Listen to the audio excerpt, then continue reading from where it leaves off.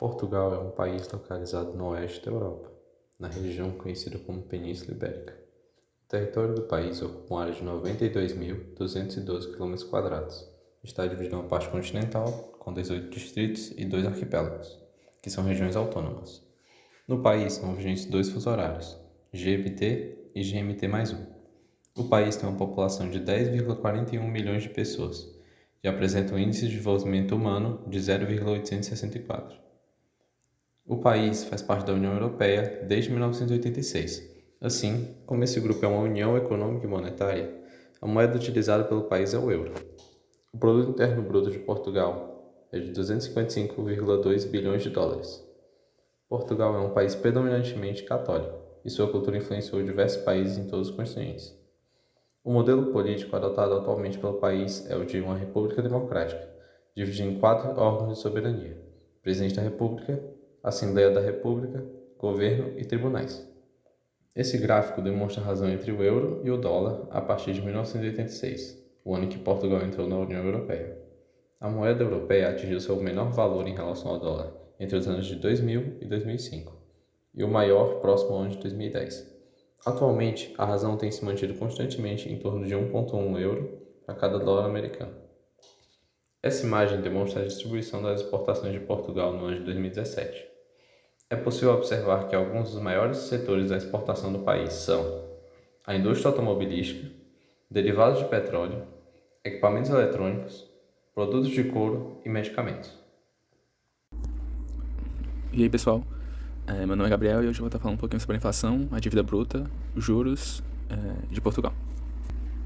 Então, a inflação basicamente é o aumento dos preços dos bens e serviços, e é um índice interessante para analisar o poder de compra da população, de certa forma, né? Já que, baseando-se na inflação, a gente pode ter uma noção do quanto de produtos e serviços que a população pode comprar ou não. A dívida bruta basicamente é a soma de todas as dívidas de um governo, e geralmente a gente compara ela, faz uma proporção dela em relação ao PIB, justamente para saber o quão pagável são essas dívidas. E é uma maneira de passar mais credibilidade ao mercado, sabendo se o governo vai ou não honrar os seus compromissos, né? E por último, a taxa básica de juros, que basicamente é um índice que pauta as outras taxas do mercado, e é uma maneira utilizada pelos governos para controlar a inflação e estimular a economia.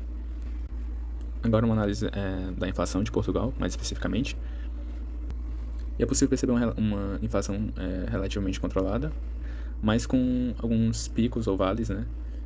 Em 2008 e 2021 para 2022, né? Que foram justamente os anos da crise imobiliária nos Estados Unidos, em 2008, onde os imóveis perderam muito valor, e aí os bancos começaram a restringir o crédito, né, para evitar a inadimplência, e aí com as pessoas consumindo menos, houve deflação, né? Tinha muita oferta e pouca demanda, e aí os preços, não só dos imóveis, mas da economia como um todo, reduziram, por isso houve essa queda na inflação, chegando a gerar até uma deflação.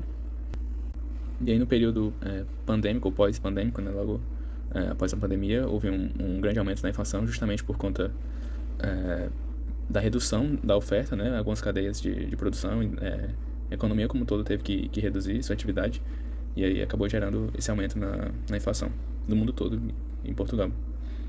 Que é justamente o período que a gente está vivendo agora no mundo, né? Com juros altos, e aí os países decidindo se vão baixar ou não. E a gente vai ver um pouco melhor como está Portugal em relação aos juros. E eu também faço um apontamento interessante, que a inflação total versus a inflação setorial, né? Então eu boto que a inflação total se refere ao aumento médio de todos os bens e serviços. Já a setorial ela vai se referir a uma área específica. E aí é interessante entender que um aumento de 5, 6, 7%, 8%, como chegou aí em 2022 em Portugal, pode não parecer tanto, mas se a gente for analisar por setor, e aí eu coloquei inflação anual de Portugal de produtos alimentares e bebidas não alcoólicas, chegou a 12%, né, nesse período, e em outros, como vestuário e calçado, apesar de ter tido aumento, né, que ele está vindo de uma sequência de deflação, mas ele só chegou a 1%, então, a depender do da onde foi essa inflação setorial. Por mais que a inflação total não seja tão grande, muitas vezes ela pode afetar bastante a população, a depender do setor que foi mais atingido por essa inflação, né? Agora fazendo a análise da dívida bruta de Portugal e comparando com outros países, né? Primeiro só Portugal. E a gente observa um cenário um pouco semelhante à da inflação, né? Não exatamente pelo aumento ou diminuição, mas pelos efeitos da crise de 2008, né? Então, até a crise de 2008, a inflação de Portugal estava relativamente controlada, mas logo após ela, a gente percebe um grande aumento da dívida do país. E isso se deu especialmente porque o governo, justamente para manter a economia aquecida, então houve um certo financiamento do governo na economia para salvar, né, as empresas e a economia do país. Além do que, o PIB do país também sofreu uma recessão, então essa proporção dívida-PIB aumentou bastante, né? A dívida aumentou com o aumento do financiamento do governo à economia e o PIB diminuiu. Então essa proporção dívida-PIB fez com que crescesse bastante. E aí nos últimos anos Portugal tem tentado reduzir essa dívida, mas aí novamente veio a pandemia, novos problemas de financiamento do governo, né? O governo precisava de um certo assistencialismo durante a pandemia para salvar, para não deixar a população em calamidade. E aí houve um aumento da dívida, mas o governo tem tentado diminuir, tanto que logo após a pandemia houve certa redução da dívida. E aí eu faço a comparação com alguns países, né? Eu escolhi a Estônia, a zona do euro, né? Não exatamente o país, mas todo aquele bloco que possui euro, o que utiliza euro como moeda, né? E com a Grécia. Eu escolhi a Estônia justamente por ser um país com uma dívida PIB muito baixa, justamente por ter um governo muito rígido em relação a questões fiscais. E isso produziu uma diferença média em comparação a Portugal aí, de mais de 80%. E é interessante de ver como um país de um mesmo bloco econômico podem agir de maneiras diferentes em relação a juros, dívida e outros aspectos da economia. E aí tem uma comparação com a zona do euro. A gente vê que Portugal nos últimos anos tem apresentado uma dívida maior do que a zona do euro, mas como eu disse, o governo tem tentado reduzir essa dívida PIB e tem se aproximado, tem convergido cada vez mais a uma dívida PIB próxima da zona do euro. E eu também trouxe a Grécia, que já é outro extremo, né?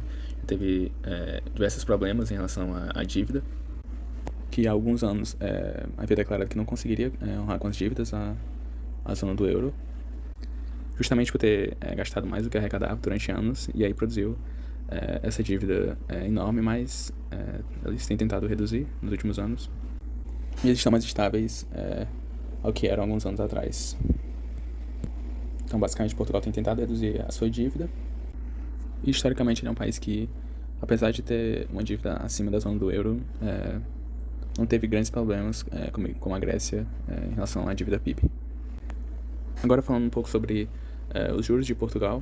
Primeiro eu vou fazer uma breve explicação de como como os bancos no geral decidem aumentar os juros, né? Eu vou utilizar uma explicação disponibilizada pelo Banco Central Brasileiro, que regula e define a taxa Selic, que basicamente é a taxa básica de juros, pelo menos no Brasil, né? Em Portugal tem outro nome. Então a imagem mostra, né, que os juros cobrados nos financiamentos, empréstimos e cartão de crédito ficam mais altos. Isso acaba reduzindo o consumo, né? E com isso há uma queda na inflação, né? Porque menos gente consumindo com a demanda menor e a oferta se mantendo, então acaba que a inflação cai. E o Banco Central, como eles mostram aí, pode também reduzir a taxa de juros para estimular a economia, né? E agora a análise da taxa de juros de Portugal, mais especificamente, né? Eu separei 3 momentos mais específicos. O início dos anos 2000, a crise imobiliária em 2008 e a pandemia, né? Então, o contexto para ter havido um aumento, né, no início dos anos 2000, ou logo antes dos anos 2000, né, foi justamente para a entrada de Portugal em 99, né, a zona do euro, para começar a adotar o euro. Então, foi necessário que houvesse uma certa estabilização da economia e da moeda, e aí houve esse aumento, chegando a próximo de 5%. E aí em 2008, com aquele processo de deflação que eu expliquei na parte de inflação, né, houve uma redução da taxa de juros justamente para estimular a economia e recuperar, né, a economia do país. E aí houve sucessivas redução na taxa de juros, justamente para estimular a economia. E aí veio a pandemia, o governo tentou manter essa taxa de juros baixa mesmo durante a pandemia, mas aí pós-pandemia, como aconteceu em praticamente todo mundo, houve um processo muito grande de inflação, e aí o governo também, o Banco Central Europeu, né, não o governo de Portugal, né, mas o Banco Central Europeu decidiu aumentar a taxa de juros para controlar a inflação, que é justamente o momento que a gente vive hoje, de taxa de juros relativamente alta para a Europa e para outros países também, né.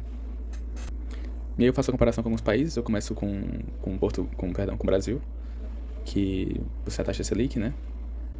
Então, no mesmo período analisado, pode-se perceber que a taxa de juros no Brasil é bem maior, justamente pelo Brasil ter tido, né, diversos problemas de inflação nos últimos anos e por ser uma economia emergente.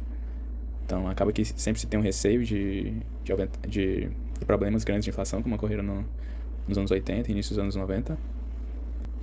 Eu também trouxe o Reino Unido, né, que mesmo tendo saído da União Europeia em 2020, apresenta uma taxa de juros bem semelhante.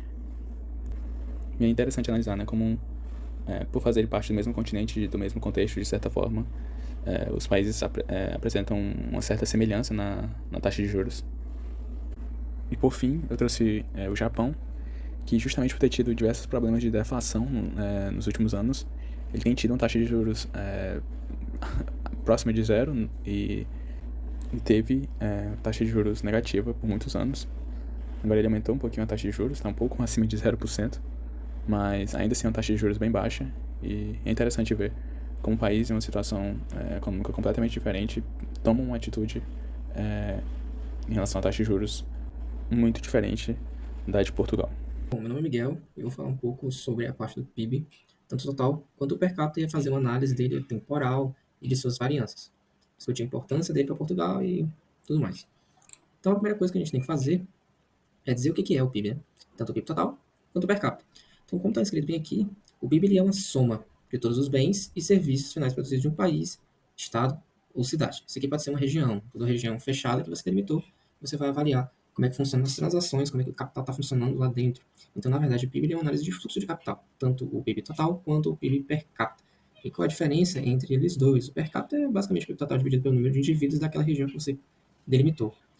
Mas, como para Portugal isso aqui ela é interessante? Na verdade, para Portugal a gente consegue avaliar a composição desse PIB. Aqui tem algumas informações justamente desses gráficos, que são gráficos típicos de análise de PIB. E eles mostram aqui em quadro quadrado uma porcentagem do que cada ação, serviço ou qualquer coisa que faça o capital transitar está dividido em relação a todo o PIB total. Então, aqui no caso de Portugal, segundo esse gráfico aqui, a gente tem que carros eles são 7,08% do PIB de Portugal. Em alguma dessas informações a gente consegue sintetizar isso e analisar como, bom, 67% da contribuição do PIB de Portugal é feito por serviços, 22,6% de indústrias e 2,6% de agricultura. Isso que a gente já tem que Portugal realmente não quer saber de agricultura. Ele foca em seus serviços e a gente pode analisar isso ao longo do tempo para ver como é que essa composição foi mudando. Mas o problema é que o PIB ele não dá uma ideia de como o capital está sendo disperso nessa região que você delimitou. Então, na verdade, ele consegue dizer, bom, tem tanto fluxo de capital, tem muita gente comprando isso, tem muita gente fazendo tal serviço é lucrativo, tal serviço não é, mas ele não diz, bom, e desses indivíduos que eu considerei, por exemplo, o PIB per capita, como é que está o capital dividido em relação a eles? Né? Porque o PIB per capita ele considera que o capital vai estar dividido por todo mundo, mas geralmente não é assim, né? Então, ele traz essa desvantagem, mas ele também dá, ainda assim, uma estatística. Então, ele é mais uma estatística complementar de você avaliar e de você estar procurando uma certa informação típica. Mas, como é que pode ser essa análise de tempo do PIB?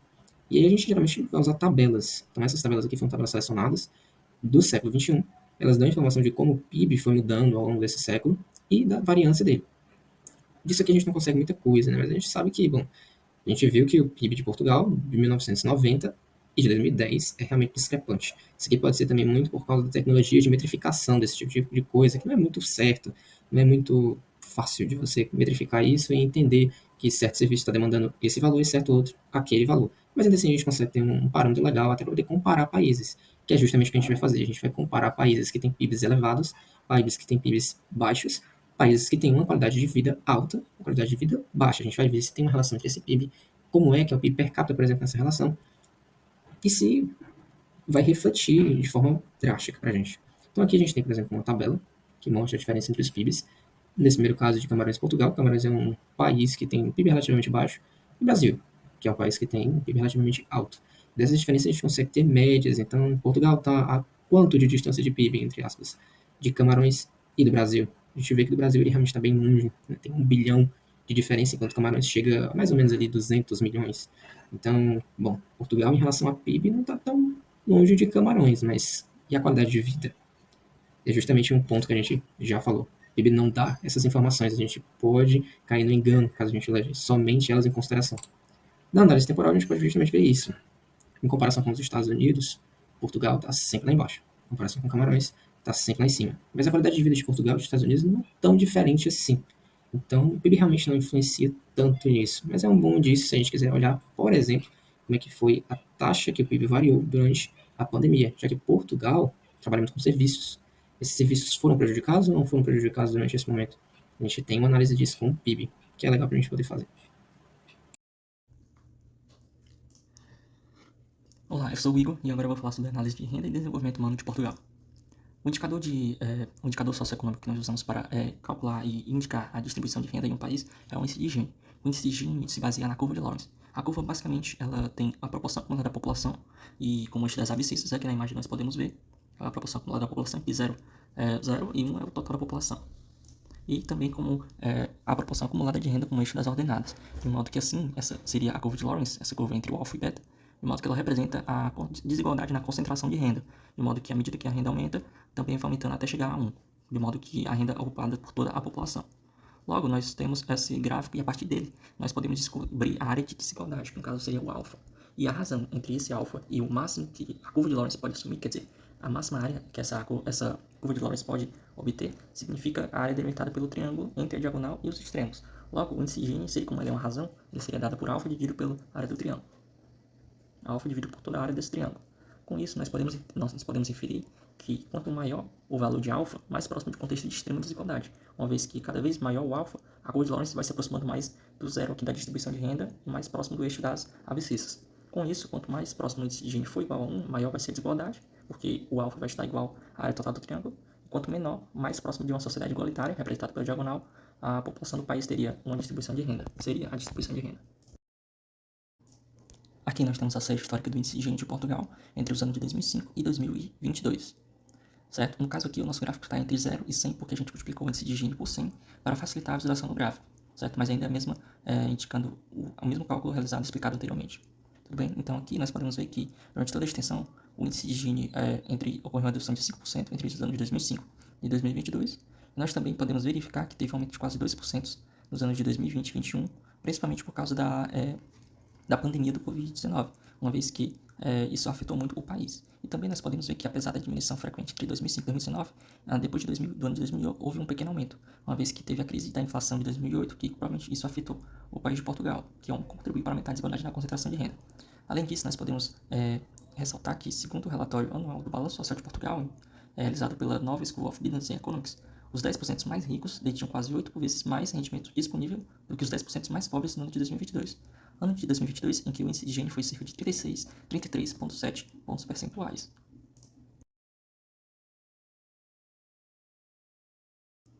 Aqui nós temos o índice de Gini nas regiões de Portugal no período pós-pandemia, nos anos de 2021 e 2022.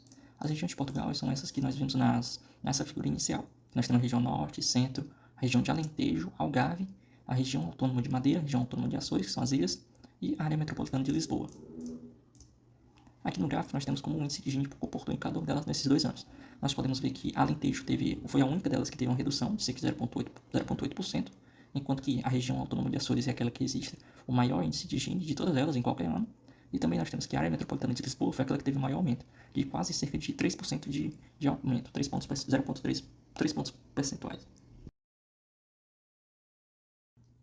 Aqui nós temos a comparação do índice de 2022 de Portugal, na verdade de 2021, com outros países selecionados. Tanto é que nós podemos ver que nem todos os índices são de 2021. Tem alguns que nós encontramos mais recentes e outros que são antigos, que não foram atualizados, presente no site do World Bank. Ok? Então, como nós podemos ver aqui, Portugal, ele sempre figurou, de acordo com esse índice do Instituto Nacional de Estatística do próprio país, Portugal, sempre disse que o índice de Gini de Portugal sempre figurou entre os 10 países da zona do euro com maior desigualdade de renda. E também nós temos que, segundo o World Bank, ele se encontra em quinto lugar no ranking com os maiores índices da Europa, isso no ano de 2021, certo? Então, nós podemos ver aqui, comparando ao Brasil, que Portugal se encontra cerca de 17 pontos percentuais de distância do Brasil, que é uma posição boa, e para o país com a maior desigualdade na distribuição de renda, que é a África do Sul, ele tem uma diferença de cerca de 28,4% melhor, ou seja, mais abaixo do que a África do Sul. Também nós podemos fazer uma observação especial acerca do índice de Gini, porque nós não podemos considerar o índice de Gini para ter uma visão completa acerca da concentração de renda em um país, uma vez que ele não considera se o país é desenvolvido ou subdesenvolvido. Como nós podemos ver aqui, nós temos alguns países da própria Europa, como Reino Unido, Holanda, Eslováquia sendo o país com o menor índice de Gini da Europa. Aí nós temos a Coreia do Sul, Bangladesh, Guiné-Bissau e Portugal. Coreia do Sul, Portugal, Bangladesh, Guiné-Bissau, Suíça, eles aqui todos têm um índice de Gini muito próximo um do outro, o que indica que a desigualdade pode ser similar. Entretanto, nós sabemos que esses países aqui, até a Coreia do Sul, são países desenvolvidos. Logo, o índice de Gini aqui, provavelmente ele está indicando a desigualdade na concentração de luxo e necessidade básica. Enquanto que em Bangladesh e Guiné-Bissau, que são países subdesenvolvidos e países pobres, provavelmente esse índice está indicando entre quem não tem e tem necessidades básicas, produtos materiais básicos entre a população. Ou seja, o índice de Gini ele não fornece uma boa visão acerca de como funciona essa distribuição de renda na população em um país. Agora nós vamos para a análise do desenvolvimento humano de Portugal. O indicador socioeconômico usado para essa análise é o IDH, o Índice de Desenvolvimento Humano. Ele foi criado na década de 90 como sendo uma contraproposta aos indicadores sociais e econômicos da época, que eram principalmente majoritariamente econômicos, né? Ele foi criado pela Organização das Nações Unidas para servir como um dos primeiros indicadores da qualidade de vida da população, né? E qual é a composição atual, visto que durante todo esse período, desde esses 30 anos que ele existe, ele teve diferentes composições. A composição atual trata-se de uma média geométrica que considera um indicador de expectativa de vida, representando a saúde, um indicador representando a média de educação de uma pessoa adulta e a expectativa de vida de anos de escolaridade para crianças, para representar a educação, e para representar a renda, nós temos o índice RNB per capita, ou seja, renda nacional bruta per capita expressa em poder de paridade de compra constante, para indicar a situação de renda de um país. Aqui nós temos o IDH de Portugal, o último IDH, o IDH mais atualizado do ano de 2022, e a FC foi cerca de 0,874. Aqui nós temos um gráfico mostrando o IDH nas regiões de Portugal.